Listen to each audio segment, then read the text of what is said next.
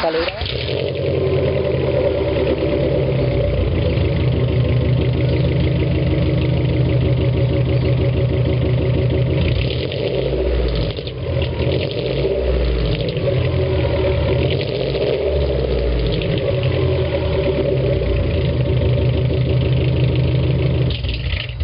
Pero no suena tan fuerte, ¿eh?